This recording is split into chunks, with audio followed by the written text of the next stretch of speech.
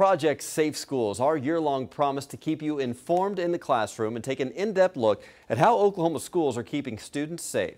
You know, cell phones are often used as a lifeline, but could they be making things worse in active situations like a school shooting? One expert warns reaching for your phone in an emergency is not always your best bet. 2 Works for You reporter Micah Hatfield shows us why. See if the person at your table. Let's face it, our cell phones are always on us. Do you see any cons to students or teachers even using, having cell phones on them, using them in a situation?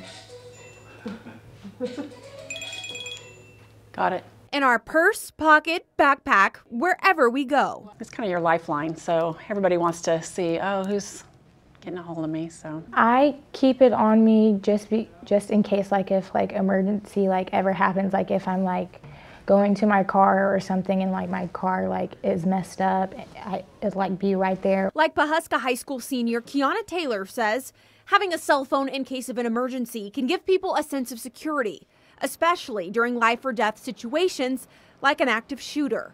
People want to be able to call for help or let their loved ones know they're safe. That it can cause them to rely too heavily on something that may distract them or inhibit them from the primary focus of protecting themselves or their loved one and dealing with that situation. Retired Tulsa Police SWAT member Greg Douglas says a phone is not a lifeline that's going to save you. You have to be present in the moment and take action yourself. Well, I'm going to call 911 and the police are going to come save me.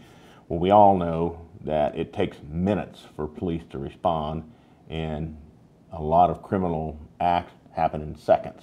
And to get your work done. Pawhuska Schools only allows kids to use their cell phones in the halls. While they're in the classroom, they have to be off and put away. They know phones can be a great tool, but can also be a distraction.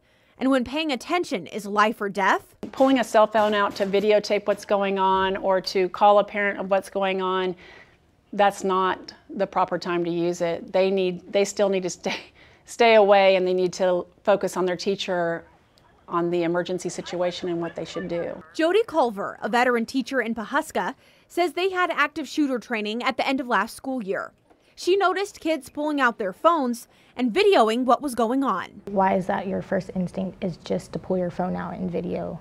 Like you could be stopping the situation, but some people just pull out their phones, and I'm like, this could have been like stopped a long time ago. And Taylor says the videos then make it onto the internet and usually just make things worse.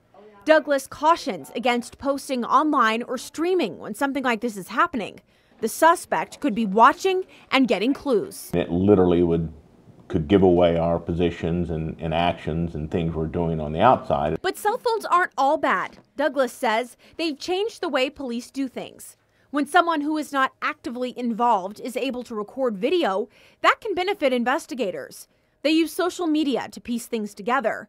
And in the case of an active shooter, phones can help them get a better idea of what's going on inside. Let's say a hostage scenario where someone's barricaded in a room with a bunch of kids and they're not coming out. That could come in handy for us in gathering information on how many are there. What part of the school are they in? Douglas also warns noises from a phone could give away your location if you're trying to hide. Your best bet in an emergency is to be alert, and if you do use your phone, make sure you're using it for the right reasons. Micah Hatfield, 2 Works for You.